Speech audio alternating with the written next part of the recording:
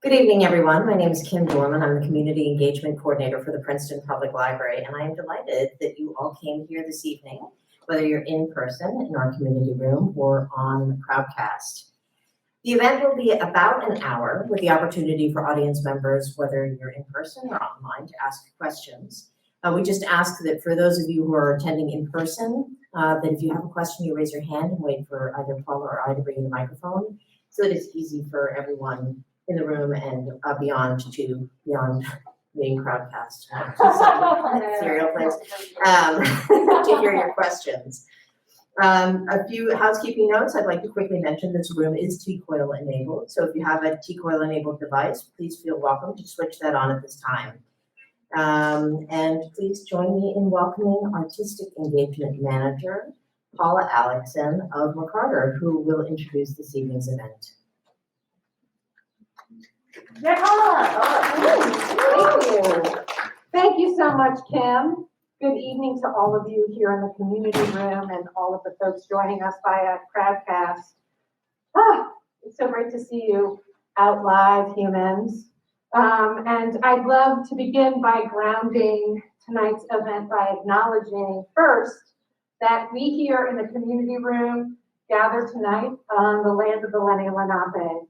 We honor the Lenape and all indigenous caretakers of these lands and waters, the elders who lived here before, the indigenous communities of the Lenape diaspora today, and the generations to come. And I must say, what a pleasure it is to be here. I have anticipated this evening Sarah Rasmussen and members of our community for the last 2 years to be able to have the opportunity to speak with Sarah about her work as a director, as the artistic director of McCarter Theater, and to launch her directorial debut. So it is finally that time, and I'm so happy about that. I'd like to also express gratitude to Kim and Janie and Becky of the Princeton Public Library and to the leadership here at the library for continuing to be amazing community partners with McCarter through the dark days of the pandemic and into the future. Thank you for making this live opportunity and this hybrid opportunity available to all who love theater. So thank you so much for that.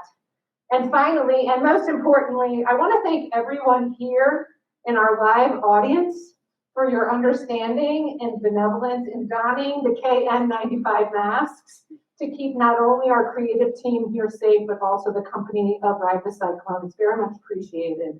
So thank you for that. Just a little word or two about tonight's format. Sarah and Mark are about to take the stage with me. I've prepared some questions for them, and we will engage in lively conversation for about 30 to 35 minutes. No pressure, it will be lively, I know for sure, having spoken to both of you. And then we'll turn it to the audience questions, both here in the community room and on Crowdcast. And then we'll wrap everything up around 7:55, just before the library closes, and we're going to get you two off to bed so that you're ready for a rehearsal tomorrow. So now, without further ado, I'd like to welcome up to the stage, the library stage, our artistic director, Sarah Rasmussen, and music director, Mark Christine. Thank you.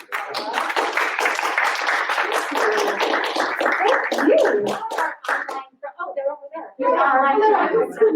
I just want to mention that choreographer Jim Lichtscheidl had intended to join us this evening, but had a personal matter arise, and he sent his apologies, but we also send him our very best.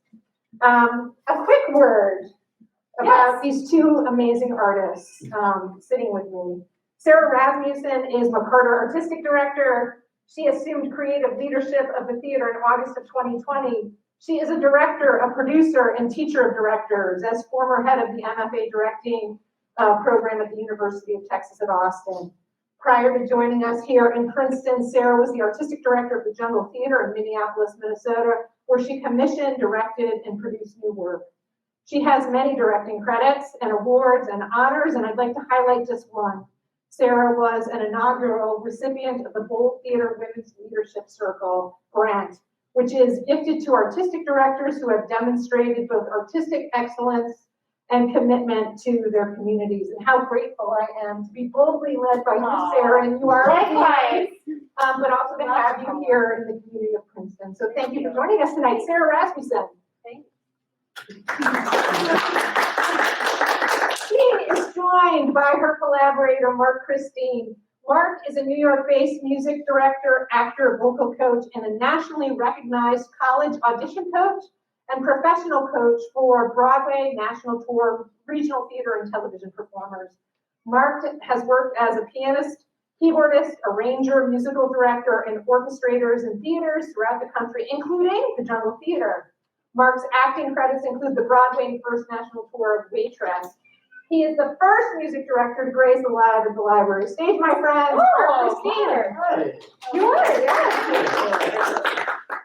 So, Sarah and Mark, before I ask you about your history as collaborators and your work together for Ride the Cyclone, I am a lover of theatrical origin stories.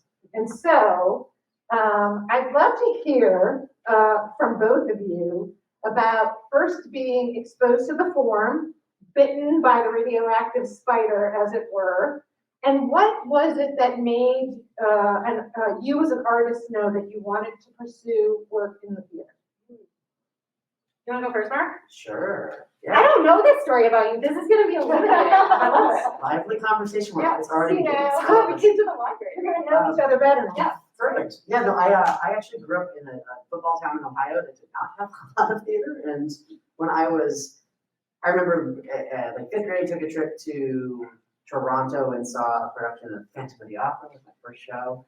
When I was in eighth grade or ninth grade, I took a trip to New York and saw Beauty and the Beast. It was my first Broadway show. And so I'd seen a couple things, and then I honestly got roped into doing a theater production my junior year of high school and kind of fell in love and never looked back. And I grew up as a musician, so I from the time I was 3 had been playing anything key. And so I always had an interest in both the music side as well as the performance side, which led to my very unique path, which I went to school for musical theater, but I built myself a minor in music directing. And pretty much from then on, have always managed to juggle multiple concurrent careers, you know, as a performer, as a music director, as an educator and coach. And so that's how I find myself here all these years later. That's wonderful. Can I ask a quick follow-up? Yeah. What made you think music director even at that young age? Kind of a strong suggestion. I was like, I bartered a lot with being able to play piano. So you were like, oh, I can teach you this if you would accompany me or play for this class. And so I very early got roped into like being the piano guy. And from there, it was like, oh, there's always a piano guy in every production who teaches the music and leads the band, and that's kind of cool. And it went from there. And so I found that I really appreciated that from that perspective, I could not only tell the story of one character, but help influence the story of all of the characters. And I really view what I do as musical dramaturgy. You know, and it's helping serve a director's vision and working in collaboration with the director to storytell, you know, through kind of the sonic lens and how we use sound and music and all of that to help advance story, advance character. That little nexus of things is what I find really interesting. Thank you. Yeah. Sarah, how about you? Let's see. I also grew up in a town that loved football. I grew up in a small town in South Dakota. And my theater origin story is really one of necessity. That I grew up in this town. It's about 2,000 people, and the kind of main part is like as a teenage girl, my mom was a English teacher, and she took me to see Shakespeare plays. She took me to see a Shakespeare play at the Guthrie Theater in Minneapolis, and I just super fell in love with it. And it was a really incredible, very visual director named Garland Wright who directed it, and I just thought, yes, that is what I want to do. And then just, you know, by necessity started doing it because there weren't like school plays or things like that. And I mean, the interesting thing with like I've been reflecting on with musicals is how much I loved musicals as a kid, and especially like, I loved Sondheim. I had a cassette tape of Into the Woods that I just listened to over and over and over, and I love the wordplay of it and all that. But honestly, like musicals just felt like, God, if I was in a small town where there weren't even plays, like musicals felt like beyond, like sort of like, I will never touch that in a way. And I got to see a couple Broadway tours, once I was in high school or things like that. And I just felt like, that's so amazing because it just fires on so many cylinders that you have like the lyricism of it and the movement, and you can do stuff visually in musicals that you can't even touch in plays. But I think it always just felt like sort of far away from me. And there's oftentimes like sort of musical theater kids really get routed into like that's its own thing, and then plays and new plays and classics are kind of something. And honestly, it was working with Mark that kind of really helped me make the leap of like, oh, as a director, I can find my way into this, even though it wasn't necessarily where I started. I started with said Shakespeare and new plays, and but over the years too, I've realized it's all music, right? Like Shakespeare's music, comedy is music, beautiful, contemporary playwrights that write with a sort of poetic quality to it. It is all, I think, at the end of the day, a musical impulse of sorts. You've intuited the next question, which was how the two of you got together. You're already giving Mark credit to sort of allowing you authority to, not authority, but permission to work on musicals. How did the two of you run into I'm trying to remember. So I cast Mark's wife is a really wonderful actor, Lena Klingerman, and I cast Lena in a show. Yep. And I think that just I feel like originally you were planning to do Fly By Night, which was a musical that we worked on together in Minneapolis. Yeah. And I think originally it was like, do you guys have interest in like being in this? And I was like, I'm actually really interested in music directing. I think that's actually how the conversation started. Mark was a music director, and I think there's just those collaborative moments where you're like, that seems like a really good, solid human who, like it was just kind of an intuitive sense of it. I think that we had spent a little time just socially together, and I thought, yeah, that's. And we have worked then on these musicals that are not the super traditional like revival of it, but more of almost like a new play musical. And like Mark said, that really requires a lot of dramaturgy and sort of figuring out how do we get from here to here. And Ride the Cyclone is definitely one that needs strong designers and a strong music director, because it was sort of in a way like an unfinished piece that really needed a strong hands in many ways of like, how are we shaping this? So, Sarah, where did you first encounter Ride the Cyclone?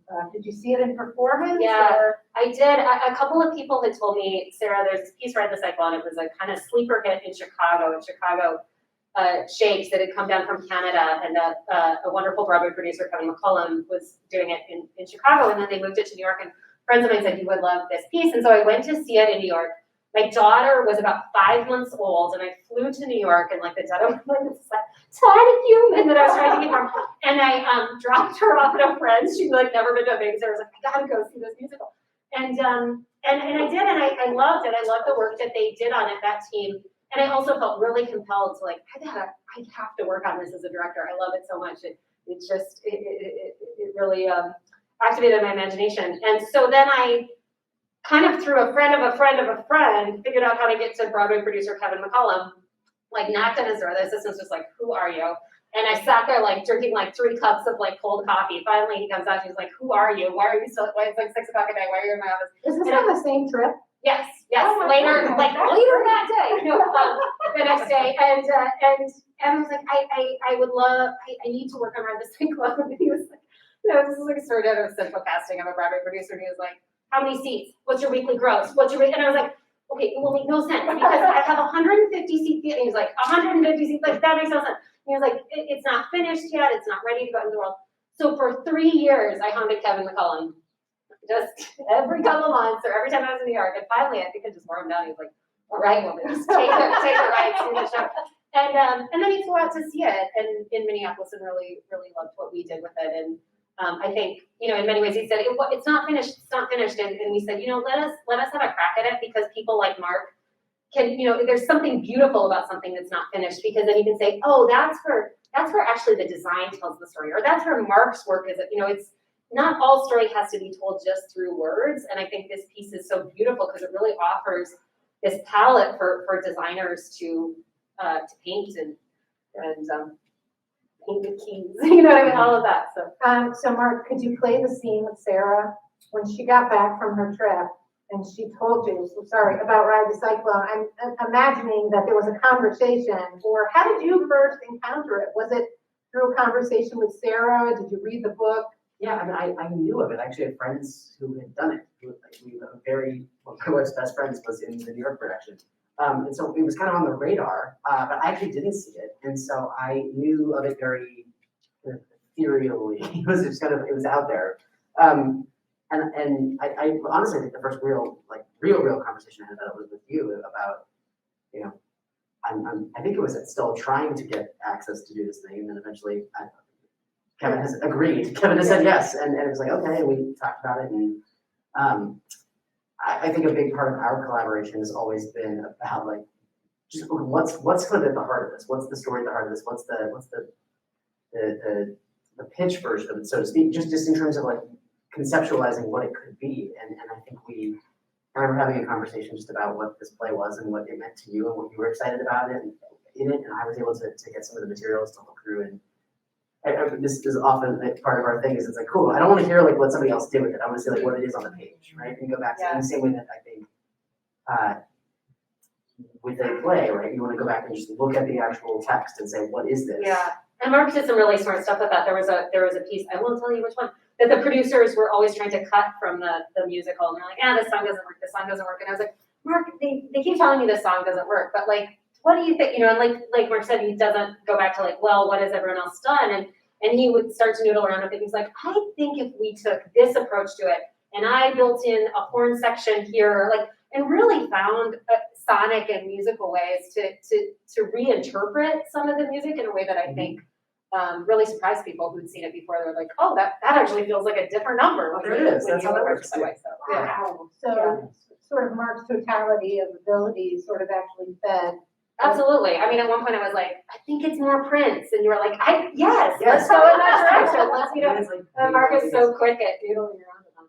So Mark actually, as you can see, intuited my next question. So intuitive. This is what's wonderful working with two pros. You know the questions as they come, and I didn't even share them with you. But before I ask them to share with you sort of what your elevator pitch is to tell people about this musical that's really hard to tell people about. You sort of have to experience it. I did want to ask, in terms of Maxwell and Richmond, the creators of the original piece, you know, Jack McCullough just said, go do what you will, and do you work in concert with them? You know, now we are, which is interesting. In Minnesota, the piece had, they worked a lot on it, and like I said, they were like, oh, it's not finished, it's not good enough, and I said, let us just take a crack at it. And I was running a really small theater in Minnesota. We didn't really have the dollars to fly in writers and all of that. And so we just kind of went at it with our own, own interpretation. But now it's been fun with this version. I am in touch now with the writers, book writer and the lyricist and composer, and we are tweaking things. It's kind of, I don't know that we intended that, but I think because they're curious about what we're doing, we are. There is a character in the play that was based on a friend of theirs who had ALS, and in this version, we have cast an actor with disability, and it's the first time an actor with disability is playing this character, and that is bringing up new things in the text. We're learning a lot from this actor's experience of what it is to embody a character with an authentic experience of disability. I'd say so. That's opened a really wonderful channel of communication, and they are now working in tandem with us to adapt the script. And I think that's one of the really fun things as a director to say, okay, the work that is happening in Princeton right now with this cast will forever impact this piece that a lot of theaters in the country want to do right now. And that feels meaningful because it's a lot of work and effort and labor of love to make a show. And for me, that's always most meaningful when I feel like what we're doing can have a longer range, conversation and effect. And I think also the writers are very curious, like, how does it land in 2022? Like a lot has happened in the last 2 years on so many levels. And I think it's a comedy. And I think humor in this time is really, really necessary, but it's also delicate in terms of what do we laugh at? What's maybe feels too tender to laugh about right now? What just isn't funny after the last 2 years. And so I think that's a delicate balance and one we're navigating every day. And I think it is important to know, and I should have noted this in my original question, is that this piece originated in Canada. It did. And it was about 10 years ago. Oh gosh, yeah, I think it was actually even maybe 15. It started in Canada. It was started as a cabaret, so a series of songs and kind of these characters that were based on people kind of the writers knew, and then interstitial dialogue, and then it grew. It actually started, though, this is like, the writers may have been talking about this, it started in the basement of a Ukrainian church in Canada. And there is a character who is Ukrainian. There is a Ukrainian folk song in it. We've cast a wonderful actor who's first generation from that part of the world. When we cast this show, Ukraine was kind of in the news in the way that, like, it is so a part of our larger consciousness right now. And so that has been really a navigation to say, how do we honor this culture in a way that's respectful, and also be aware of just how present it is. And so, yeah. Let's turn to Mark and give him the really challenging, and then you can wordsmith them after. Mark, it is a very challenging musical to describe. Okay. Here is your audience. You've crafted your elevator pitch. What is Ride the Cyclone, or what story does it tell? 6 kids die in a roller coaster accident. That's not a spoiler alert.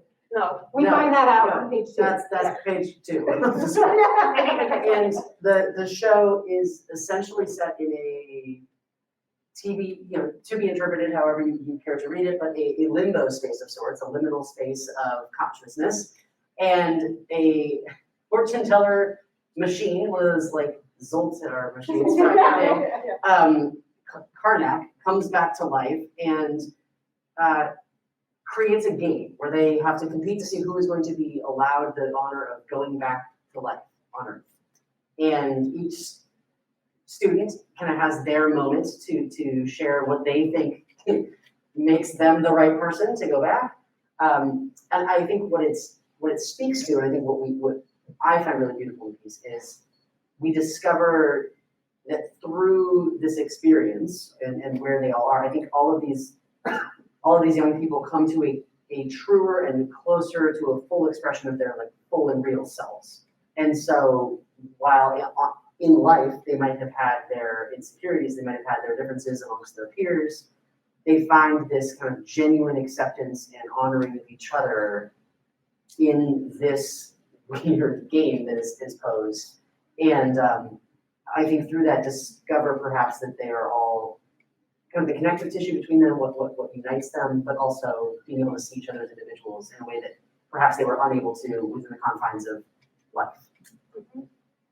It was a long elevator. Let me tell you, you nailed it, 100%. Is there, I don't even think there's anything that's that good. we can add. That's perfect. And Thank you so it's a much. comedy. And it's hilarious. And it's very funny. It is, and it's irreverent genuinely at funny. times. It's very heartfelt and very moving in terms of, I think it really asks this question about what is a life well lived, and looking back on their lives and being their true selves, just what.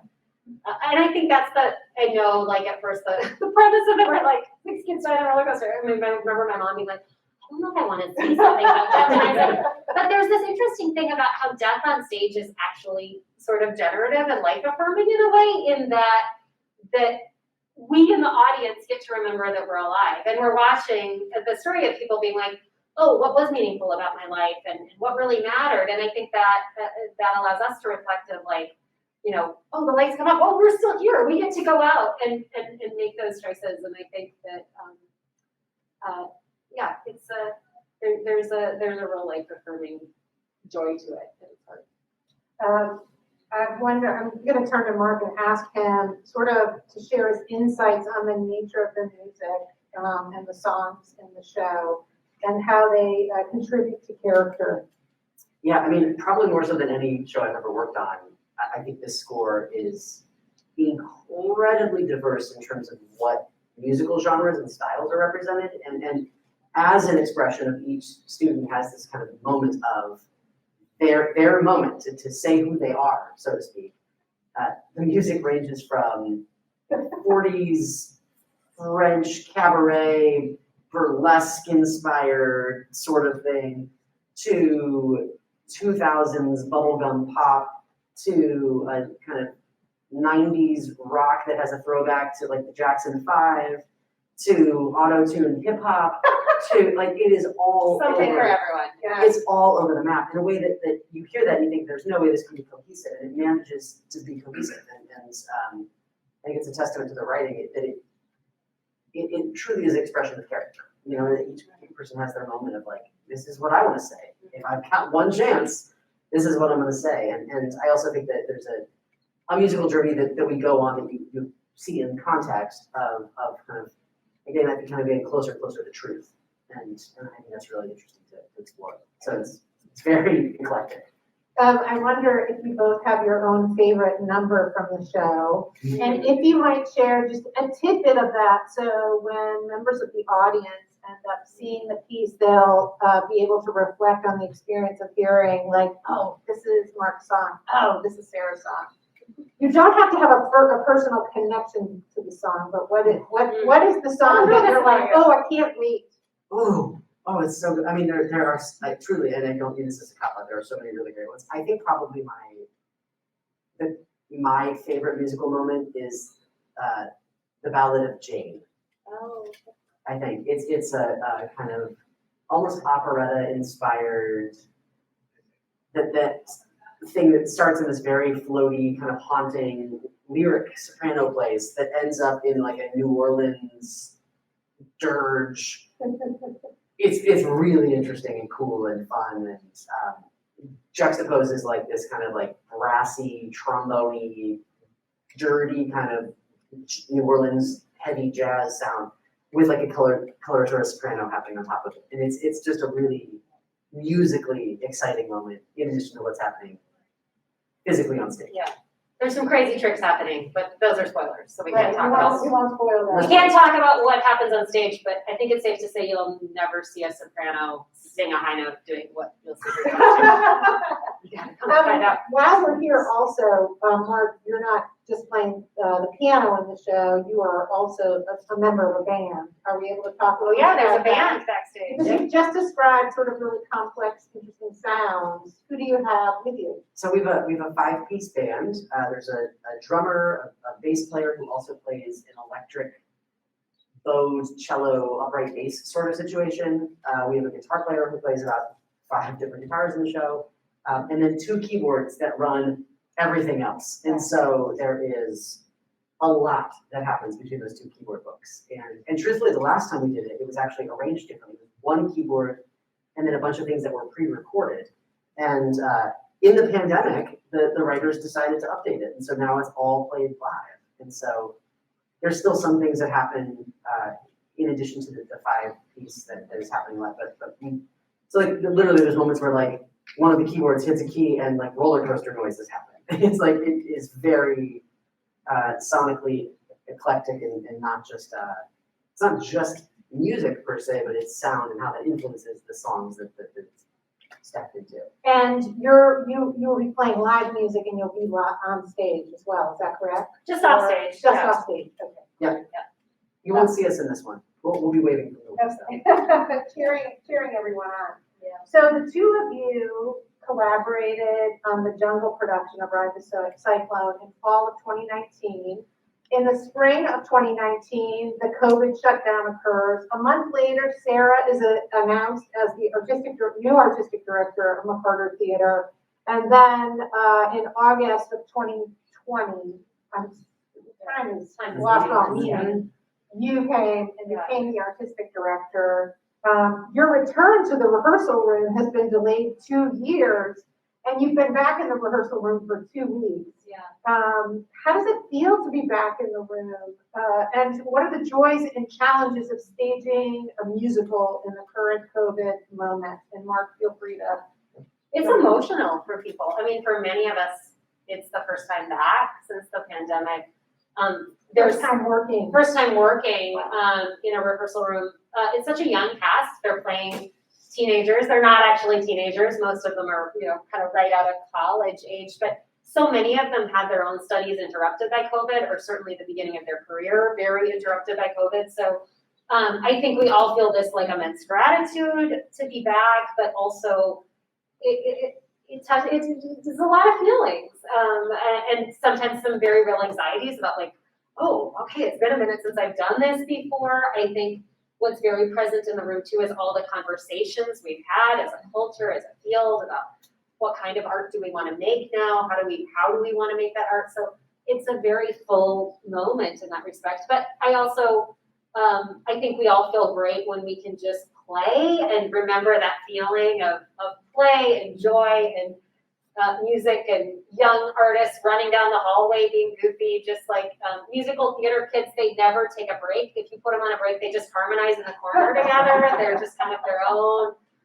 breed that way. So it's been very fun to feel that energy again. Absolutely. Yeah, how about for you, Mark? So it's interestingly, this is my second time back, but first time back music directing post-pandemic. I actually was in the Broadway company Waitress in the Omicron wave. Wow. So that was exciting. I got to make my Broadway debut in November, and then, but it was a totally different experience, right? Because it's in that situation, I was going in to replace somebody. And so it's me in a rehearsal room with stage manager and the dance captain. It's like, oh, just learning the show and getting up to speed, and then you go in and do it, and then you're doing show every night. And so this is the first time really being back in a rehearsal room where it's fully collaborative, and it's partly like riding a bike, right? There's some of that like, oh, right, I know how to do this, and there's other things you're like, oh wait, why did I do it that way? I think there's actually been this kind of, the perspective on it has been really nice, because there are things where I'm like, oh, I could do this better, or I could do this more efficiently, or I could do this more creatively or more fun, or also I think re-examining the piece that we've worked on before is an interesting process with a new cast and many new designers and in a new space, and it's an opportunity to re-examine and really go back to like, what is it that we want to be doing here? What story we're telling? How do we want to flesh this out and fill this? And so, yeah, it's a whole mix of things, and there's the like anxieties and the day one, it's like, am I gonna be okay? Do I know how to do, like, am I gonna like let somebody down in some way? And also being able to like creating a space where we can have a conversation and say, I feel insecure today. Cool, that's okay. And to also not feel like you just have to push through, which I think has been kind of the status quo for my whole career as an artist until very recently. So I think it's a lot. It's a lot of different things going on, but it's really joyous to have that sense of just collaboration and play and a piece that like I really love and I genuinely love working on. I'm really excited to get to re-engage with it. Get to put it up here and see you all there. Yeah. Just from a health perspective, are you rehearsing with masks on? Are you testing? We're not. We have a very rigorous testing regimen. Everyone's PCR testing 3 times a week right now. COVID is still very much with us. We've had a couple actors out. And it's one thing to get a mild case of COVID and work from your laptop at home. It's another thing when your job is to go learn choreography. So as Paula said, like, thank you for wearing your mask. My fear is, if I get the case of COVID, I'm out of the room for 5 days or more as a director, and that's sort of like a sobering, reality. But we've also, I think it really engenders a spirit of trust of like, okay, if that happened, we would find a way to move it forward. But I think that adds to the spirit of gratitude every time I get a negative COVID test. Okay, one more day, at least, how much can I get done today? So yeah, it's a funky moment for the arts, because while a lot of the world has returned to normal more, it's just, the Waitress, so many Broadway shows are shuttering again now, because if you get that wave in a cast, you don't have enough understudies to just keep going. It really takes the show down for a period of time. Yeah. That's scary, and that's on my artistic director hat. It's like, it's a lot, and it's actually, I think it's emotionally a lot right now. I kept telling myself, okay, for sure by Ride the Cyclone we'll be out of, I've told myself so many times, like, but for sure by that show we will still be dealing with, the weight of this and the politics of this and the, But, so, I want to make sure that I leave, I do have many more questions of my own, but I don't want to hog, Sarah and Mark. So, I'd love to, privilege the audience's questions now, but I also carry my own just in case, because I do have a few that I want to ask. So, coming out into the audience, and when I say audience, I mean both here in the community room and folks joining us on Crowdcast. Hi, Crowdcast. Hello. Any questions? I'm curious about, I was surprised about how quickly it passed through the mask. That's exciting. I'm curious to know how you have updated or adapted or changed the parts of the script that may not be like 2022. I know you mentioned that you have a new actor playing a part and you have this Ukrainian character. So I'm curious about the discussions of how you go about changing it. Is it based on what the actor is saying? Is it like with your dramaturg? I'm just curious about how you navigate adapting it. Yeah, some of both. You know, some was our instincts of like, oh, that doesn't sit quite right, or let's, you know, one off the top of my head is that the script said the Ukraine, and now we, you know what I mean, like it's in our consciousness just to simply say Ukraine. But so things like that, and then other things are in collaboration with the actors. I wouldn't say the script has changed drastically, but there are, you know, there are things in dialogue. And certainly musically too, you know, just continuing to adapt. And one thing I love about Mark's work too is he really fits things. He's such a great coach of young people, of like kind of situating and fitting things to people's voices. And I'd say the same thing is true with the actor too. We, you know, it changes to what's the representation of who's playing that role and how that dynamic shifts as well. So, yeah. Kim has a question from Marley, who's joining us online. Yep, thanks. So Marley says, hi, Sarah, big fan of the show, and I can't wait to see what you do with it. Do you have any favorite moments or Easter eggs the audience should watch out for? I know in a show like this, the small moments are just as important as the big. Oh, that's a great Easter eggs. You know, I think for anyone who's a theater fan, there are some fun Easter eggs. One is a play that's very near and dear to my heart, Thornton Wilder's Our Town. I think it has a deep connection with this. I think the writer was very inspired in part by the story of Emily Webb, and there's a character called Constance who has a really beautiful section of the play that I think really brings up Our Town connections for me, which is of course very special at McCarter, being that Our Town premiered at McCarter on just like the opposite wall that we're on. So I think it's just a neat thing for me that you know, pieces, I think in theater there's pieces that are in conversation with each other. Certainly things are, you know, inspired by other works of art, and there's some, I think, fun Easter eggs that way in terms of inspiration. Musically, I would say there are a lot. I mean, just like a lot of nods to things, and so yes, and I would say there's going to be some in songs. There's some like samples and sound like things that happen that you're like, oh, was that okay? You know, like, and so I actually I'll let you discover them. But there's a lot of quoting, I should say, where it's just referencing something or using it as kind of a jumping off point. And so there's a fair amount of that. And I think there's something like sound cues as well, where you're basically like, is that Mario? Mario Brothers? What was it? That's a great Easter egg. Yeah. I love that. So great stuff like that. Kim, you also have a question from Jane. Yes, it seems like the set would be difficult. How is it being handled to give the ambiance of a roller coaster, the prairies, and all the other things you have going Yeah, on? our set designer, Scott Davis, is really wonderful. It is a complex set, and I have to give a shout out to the production team at McCarter. We've gotten to work around the country at a number of different theaters, and the production team here is unbelievable. So the set is, it's like as if a carnival had gotten packed away and put in a warehouse. So Easter eggs all over of like, what does that look like? Pieces of the roller coaster track, pieces of rides, carousel horses, you know, you're not going to get bored with this set. It's like playing Where's Waldo? And then the production team is having a hilarious time putting in aspects from other McCarter shows from the past. So I was like, why does that? And they're like, it's a joke. it's from this. I was like, okay, great. You'll have to show me all around the set and why that is there.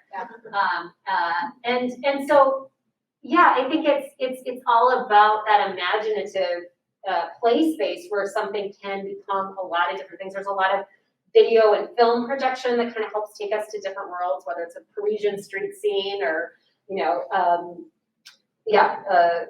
a rap concert. It's just like so many different worlds show up on stage.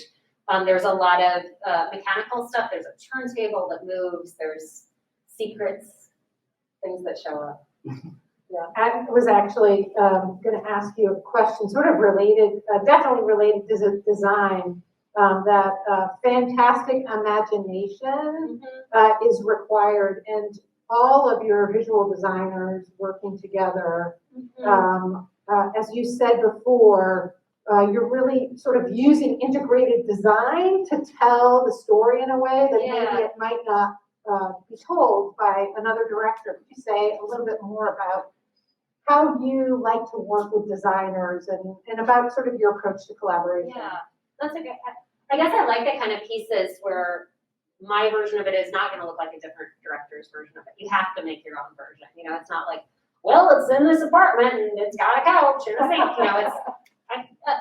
Some of those plays are good too. But like, I love the kind of thing where it's like we have to really imagine this unique to our situation. So I do love working with designers. I really believe in designers as storytellers, and that design the visuals of a piece. It's true, like picture is worth 1,000 words or more. And what I love about visual storytelling is we can all see the same thing and go on the same ride, but we can see something different in it. It can mean something in kind of a poetic way, the way we can all look at the same painting and we can come away with a slightly different feeling that's personal to our own experience of life. And so I do love this design team. They're just like really an A team of incredible designers that we're so lucky to have here in Princeton. Like Gigi Chang is a Tony-nominated lighting designer who's doing all these big Broadway shows, and she's coming out to light this. And it's an exciting opportunity for me to get to work with this like incredible caliber of designers now that I'm here at McCarter. And so I think it's fun to think about how we all carry a story, and almost like musically, like when do lights take the lead, when do projections take the lead. And how do we've been talking about like we ultimately wanted to feel like when you're watching it, you're like, was that a lighting moment, or is that video, or is that the set moving, or is that, like that it all is in concert with each other. And that's my favorite part is collaborating. I'm not the kind of director who's like, do this and then do this and do this. I love being in a room where I can have a larger storytelling idea, but then see what other people bring to it and layer on it. Wonderful. Mark, do you sit in on all the design conversations as well, and anything that especially strikes you? Some, yeah, not all, but it's my belief that the music and the soundscape is just as much a piece of that fabric as the lighting, and so I think it's helpful for me to know what's going on, and for them to know what's going on from the music side, and so I think they all speak to each other very, very strongly. I mean, I have obviously the most collaboration directly with the sound designer, because that's the person whose job is literally to, in addition to building the soundscape for the entire show, that's also the person who's going to help take what we're doing in the pit and on stage and then make that into something that happens in the house. And so that's, especially when we get to tech, that's a place where, again, thanks to the wonderful resources in McCarter, like we actually have budgeted that, like, I have people to be in the bandwidth, so I don't have to be all the time. And so to be able to like go out and actually get to be in the house and be able to hear it and in collaboration with sound design, make sure that the actual musical landscape is portrayed the way that we're trying to make it do so in the rehearsal room. Which is very exciting, and it's not a luxury that I normally get in most regional theater gigs. And so that's a really exciting moment for me. I do wonder, I just want to point out once again, I didn't stop to note it, but Mark, I think you are channeling Karnak, because you intuited a question that I was going to ask, and I decided to delay it. But what is it like for the two of you as collaborators and friends to revisit this work together? And what initial conversations did you have regarding this production and the work that you wanted to do, or the approach that you wanted to take, sort of not in response, but in a different vein from the previous production? Or is it all still the same? All the same. Yeah. I think it's, as a director, it's fun to iterate a show because you get to try it and feel it with an audience and learn from it, frankly, and then go back and do another draft of it in a different way. I don't know how you. It's a little bit like a painter doing a study, right? Yeah. It's really cool to have the opportunity to have done a version and then explore it again. And I don't know that, I can't say that I came in with like an agenda to do it differently.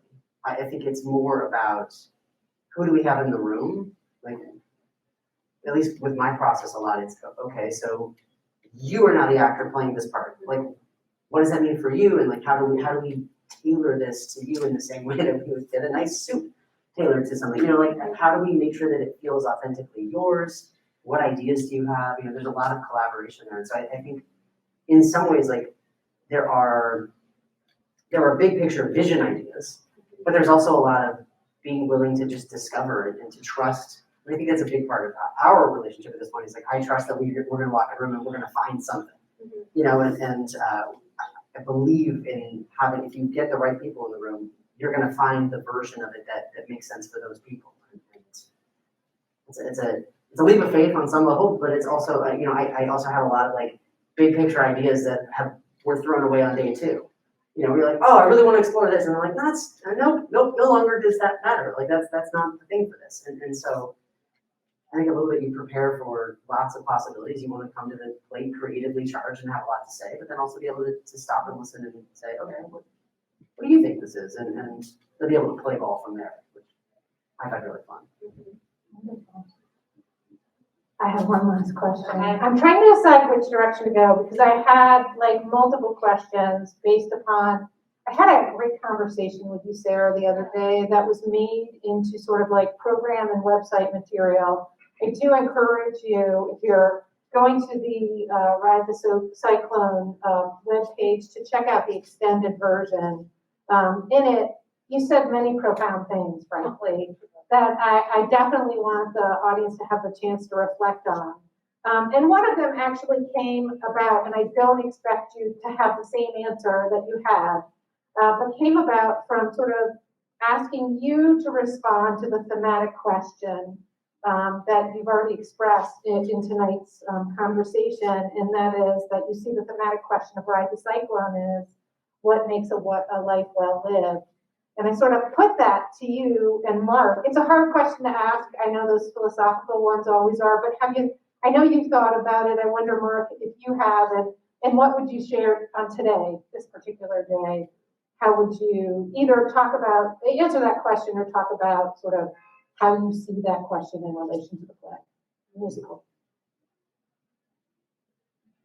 Yes, and. Yes, and. I No pressure. I said Sarah's answer was profound, but we're so not. I just only to that standard. That's okay. Yes. I mean, I think that the play, where it interfaces with the play, and I find the play to be quite profound in the sense that I think you get to the end, and as Sarah has expressed, which I think is exactly the experience I've had interacting with audiences, but also getting up after playing it, is I love that you get to the end of the play and you get to go home. And you get to go live your life, and you get to say, "Okay, great." But like, it's just personally, like the last couple of years have been a lot, and you know, been through a lot of things and a lot of reflecting on life and what it is and what it means to be alive and the idea of living versus just being alive. And I think that the play speaks to that, and certainly for me, it speaks to that experience of like, what do you? I don't know that there's an answer to the question of what makes a life worth living, but I do think that asking the question is the pursuit. You know, and for me at least, that's what it feels like. I think it might change based on the day, but that idea of, you know, really asking the question, and I think the play does that. It's you leave the theater thinking about, oh, yeah, I love that song, and that moment was beautiful, and how did they do that? But also like, you want to like go have a glass of wine and like talk? You know, I think it forges that kind of human connection moment that to me ultimately, I guess, if I had to boil it down to one answer, it's that sense of like communication and human interaction and being able to see the world, like really see it. And, Yeah, that's really cool, Mark, I think. Do you want I to? mean, that's the our town question is, for those of you who know of, we're in the very profound third act of our town where Emily Webb, who's a young woman who passed away, is in a graveyard with other people from her community who had also passed away. And she has this sense of like, I feel like I could go back. I feel like I'm close to it. I feel like I could still go back. And the stage manager character is like, you can. I don't, and other people are like, I don't know if you should, and she's like, I want to go back. I want to go back. And they tell her like, okay, well, pick just an unimportant day because it'll be important enough to. You don't have to pick the most important day of your life. And she goes back to a birthday when she was like preteen, and she's watching it all go by, right? And her mom's moving so fast, and her family's moving around, and she just stops, and she's like, just look at it. Look at what you have right now while you have it. And she just, and it catches me. I'm sorry, but she goes back and she's like, do real people know they're living their lives? Really know it while they're living it? And the stage manager says, listening to the poets, they do some. And I just think like that is a major artistic question to ask of like, how do we know we're living our life while we're living it? And I think this piece, like that is so at the core of it, of just like, just take a look around and in all the mess and anxiety of all of it, like look at what you actually have. And that feels like both poignant right now and also kind of timeless to what it means to be human. Thank you both so much. I just so appreciate the last hour with you. Thank you so much for coming to be witness to this, and I hope that if you haven't already purchased tickets that you do join us for this really moving production. I hope you think about this conversation when you're leaving. Please tell your friends. There's also still more of the McCarter season to go with Jazz in June and a few other things. But thank you very much for being with us. Thank you. And thank you folks for coming.